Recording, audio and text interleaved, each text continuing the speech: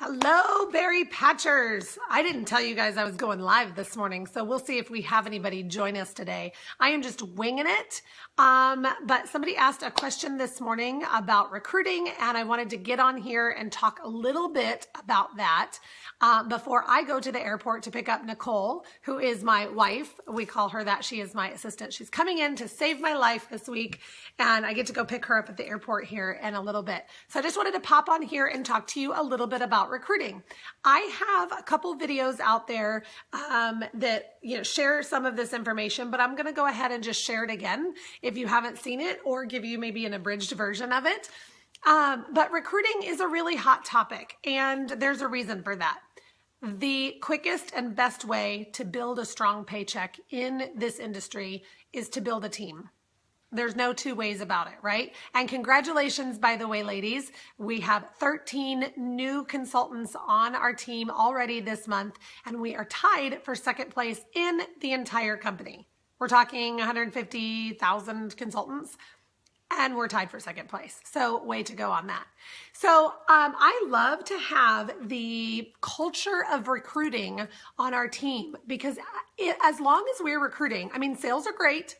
But sales are easier. Sales are going to come when we talk to people. That is an easier commitment for somebody to make, to spend $15, $25, depending on your market. So that is going to come. The recruiting and the team building, when I see that our team is recruiting and growing, that's when promotions are happening. That's when paychecks are getting bigger. That's when our numbers are bigger. And that's when we have a lot more happy consultants. Woohoo, just saw that this morning. Holly, you saw a recruiting video?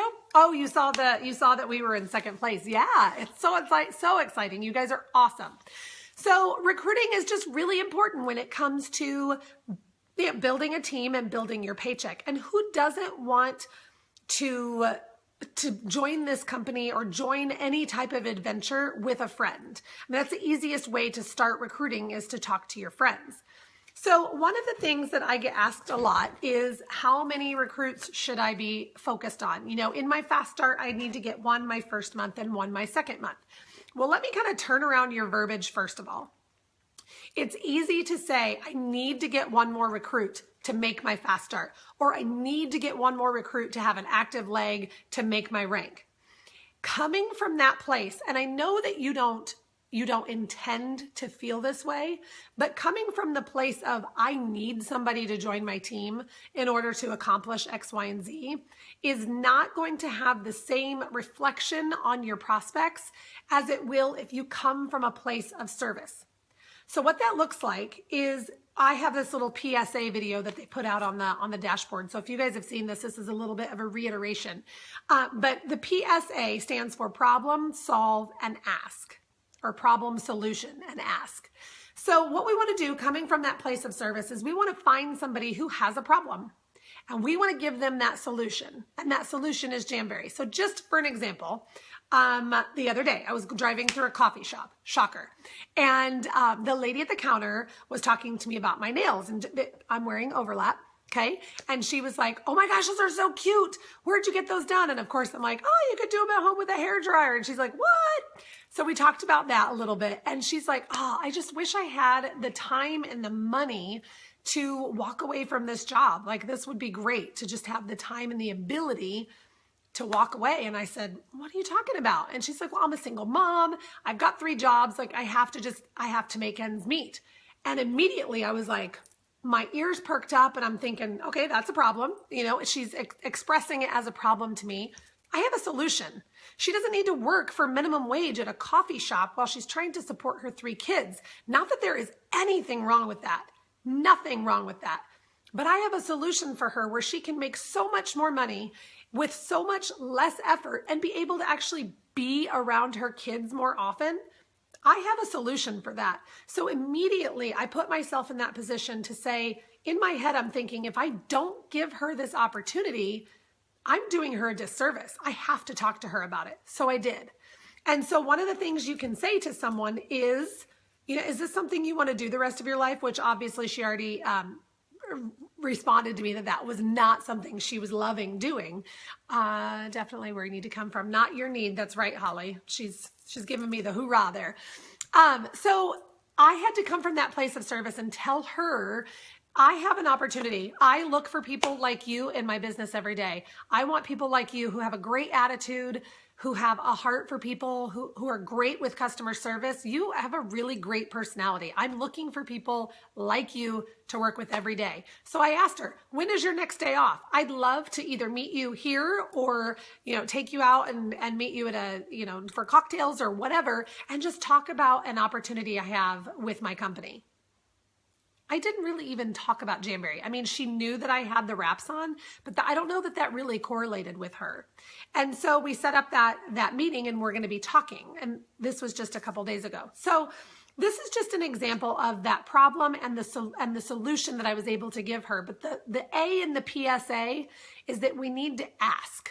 We can't just say, we can drop seeds. That is okay. But we have to get to a point where we are convinced about this opportunity. You should be very convinced about the opportunity that you have to give to other people with this business. And if you're not, talk to me and I'll help you to become convinced about this amazing opportunity. And when you have that conviction, you're much more likely to say to her, I want you to join my team. You can be very casual about it. At a party, at an in-home party, there will be a girl who's doing her nails and doing the girl's nails next to her because she figured it out really quickly and she's very excited about it. And she's like, oh my gosh, you should try this. Oh, pull here, whatever. And you're like, gosh, she's really good at this. Don't hesitate to just say quickly to her, I don't know why you haven't joined my team yet. Now, is she going to turn around and pick up a computer and join right there? Probably not. But you've dropped that hint. You've planted that seed in her head, and she's going to start thinking, oh, wait a minute. I maybe could do this. So coming from that place of service, you want to see somebody who has a need, whether it's a financial need or maybe somebody who's like, gosh, I just really like to get out of the house. Like, I'm staying at home. My kids are at school now. I don't really want to work, but I want to get out of the house and have fun and spend time with people, but everybody's working. That's not a problem, but that is something where I can share a solution to help you get out of the house and have a ton of fun, but you're also making money. So find what they desire and see how Jamberry is a fit to solve that problem or solve that situation. So come from that place of service. So when somebody asks, how do you, somebody asked this today, and gosh, I can't remember who asked. I'm sorry. Was it you, Paige? I think it may have been you. But somebody said, how do you get that many recruits? How does that work? It's all a numbers game. So if you're not willing to talk to people, then the game's not for you.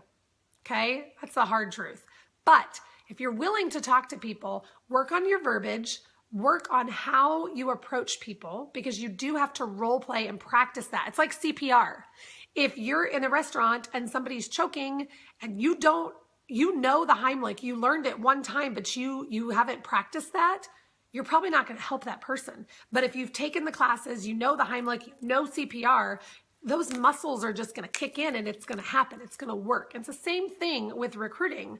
You need to be able to practice those words so when a situation arises, it just comes out naturally. And again, it's a numbers game. The more people you ask to join your team, the bigger your team is going to get. So talk to people and don't just sit in your house and expect someone to knock on your door asking for a job. It's probably not going to happen, right? So you have got to get yourself out in front of new people. You need to book parties. The more parties you book, the more you're going to recruit. When I had 6 to 8 parties a month, I was recruiting 4 people to sometimes 6 people a month. That's a lot to recruit in 1 month. My average has always been 2 per month.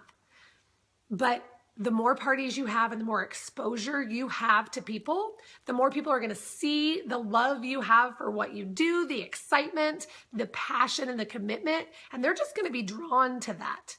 And then you have that opportunity to find a problem, give them a solution, and then ask them to join your team. So I don't see any questions yet. I know some comments kind of flipped through and I missed a few of them, but I don't see any questions.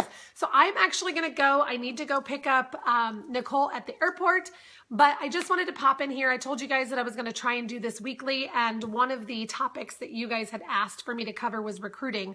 So if you have any questions, you want me to follow up on any information, put that in the comments below. Maybe you have a suggestion. Excuse me, maybe you have a suggestion for the next live broadcast. I do want you to keep your eyes peeled next Wednesday, and I don't know the time yet, but I'm going to go live again, and I have a surprise for you, a little treat for you next Wednesday. So leave some comments below if you have any suggestions or questions, and you all have an amazing day, and I will be back in a couple hours to check out the comments. We'll talk to you later, ladies. Bye.